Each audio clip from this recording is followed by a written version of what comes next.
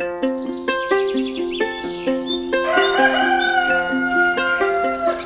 teman-teman, balik lagi sama gue Ilham Shode. Dan di hari yang cerah ini, gue mau ngajakin kalian semua ikut petualangan gue berikutnya, yang kali ini bekerja sama dengan VR Raven Indonesia. Nah, tahun 2024 lalu, gue diundang khusus sama VR Raven Indonesia untuk mengikuti annual programnya mereka nih. Jadi mereka tuh punya program tahunan, namanya VR Raven Discovery Bromo. Nah, kali ini gue ikut yang di tahun 2024. Ini baru gue sempat kerjain sekarang videonya, karena sayang banget kalau nggak di-share. Jadi ya, gue ingin berbagi pengalaman, begitu menyenangkannya, kita bisa mengelilingi Bromo sepanjang 31,4 km. Biasanya kan kita cuma pakai jeep, entah kita start dari Malang, Pasuruan, atau dari Probolinggo gitu ya, untuk sampai ke puncak penanjakan untuk melihat sunrise point-nya Bromo gitu ya. Nah, kali ini berbeda karena kita akan mengelilingi luasnya kawasan Bromo Tengger Semeru, khususnya kawasan lavanya Bromo. Kita akan berkeliling selama 3 hari 2 malam, yang tadi gue bilang 31,4 km, dan akan bermalam di 2 area camp yang berbeda. Total kalau nggak salah ada 5 checking point dan refreshment point. Jadi selama perjalanan kita akan bersenang-senang menikmati Bromo dengan cara yang berbeda.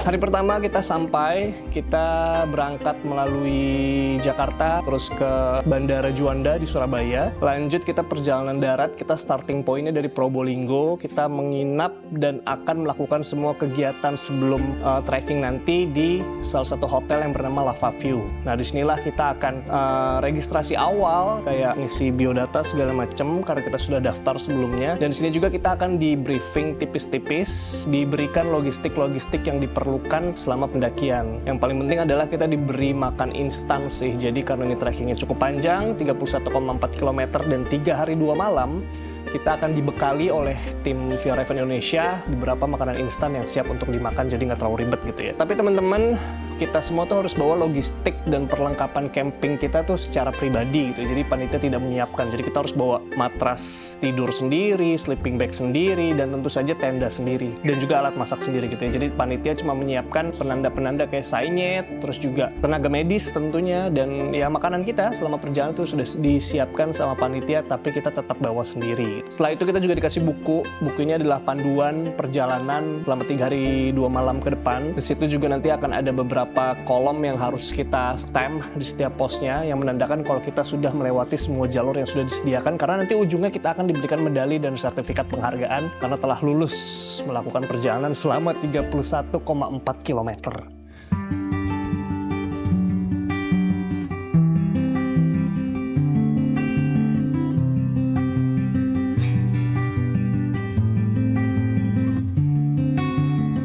Oke, setelah registrasi selesai, akhirnya kita balik ke hotel karena hotel dan kamarnya sudah disiapkan oleh panitia. Di sana kita bisa istirahat sebentar, terus repacking barang-barang, karena tentu saja semua barang-barang ini tidak akan kita bawa. Jadi kita bawa yang memang kita butuhkan saja untuk kegiatan camp selama 3 hari 2 malam gitu ya. Terus istirahat sebentar, dan malamnya kita ngumpul lagi di restorannya Lava View Hotel gitu. Disinilah kita mendapatkan briefing secara lengkap dari panitia gitu. Itu dia persiapan di hari pertama. Kita lanjut ke hari kedua.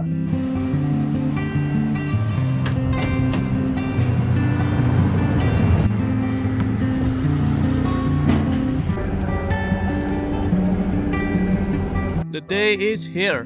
Ini teman-teman semua udah ngumpul di belakang buat nimbang tasnya supaya nggak terlalu berat, dan sekalian stamp untuk mulai start. Ramai banget di sini. 2 grup kayaknya udah jalan, tinggal 1 grup lagi. Oh ya, view-nya di sebelah sana. Gunung Batok dan Kawah Bromo. Sudah tidak sabar untuk turun ke pasir berbisik. Ikutin terus ya.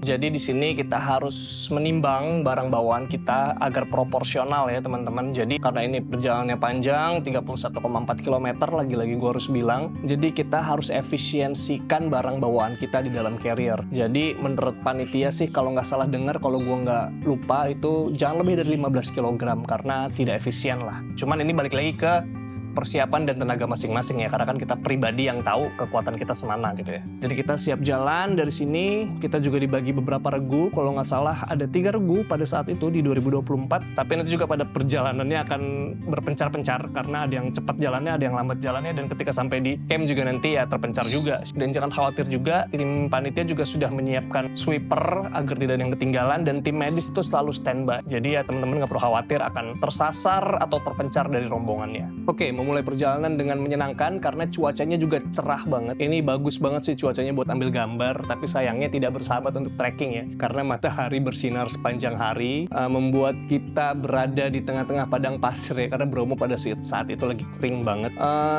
Gue bersyukur nggak hujan dan nggak mendung, jadi gambar gue aman, gue bisa kasih lihat visualnya secara jernih kepada teman-teman semua, betapa indahnya kita melewati padang savana Bromo yang begitu megah, luas, dan indah ya tentu saja. Dan ya kita berjalan sepanjang jalur.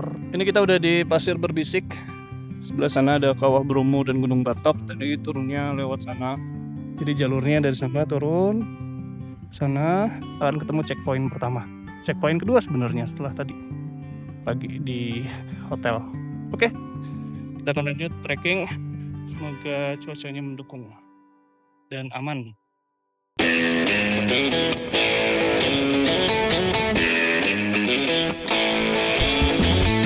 Jalanan ini tuh signage-nya udah jelas banget. Panitia tuh udah ngasih banyak bendera-bendera VR Event warna orange ya di pinggir-pinggir jalur. Jadi kita nggak akan tersesat. Dan setelah 9,2 km, akhirnya kita sampai di refreshment point pertama atau checkpoint pertama. Itu nggak jauh dari Teletubbies Hill. Kita udah sampai di 9,2 km di refreshment area. Kita udah sampai di sana. Nah, di sini peserta bisa istirahat sebentar sebelum sampai di camp area. Ternyata udah jalan sejauh 9,2 km. Di sini stem ya? Semangat! Di sini di stem berarti? Jadi di sini tuh kita bisa istirahat sebentar, terus kita stem juga, jangan lupa pos kedua yaitu refreshment point 2 di Teletubbies Hill. Terus kita juga bisa refill air minum kita karena di sini ada water station. Terus yang istimewa di sini ternyata VR Event Indonesia tuh bekerja sama toko kopi tuku dan beragam. Jadi kita bisa menikmati kopi tuku di tengah-tengah padang savana Bromo. Wah, ini kapan lagi sih ya bisa ngopi dengan pemandangan yang seindah ini. Terima kasih banget buat tuku yang udah bersedia berpartisipasi dan bisa mengobati dahaga para peserta dari VR Event Discovery 2024 gitu.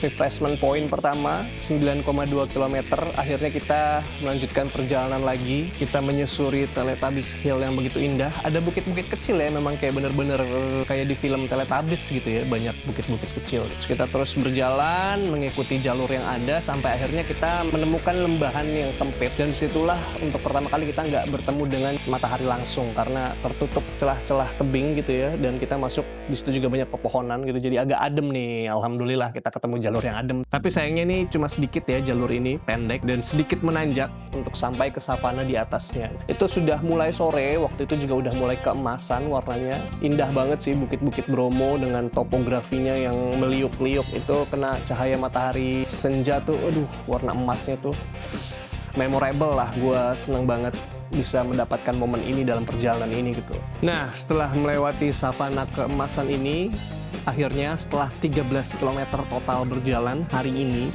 kita sampai di campsite pertama. Campsite ini bernama Lembah Loreng.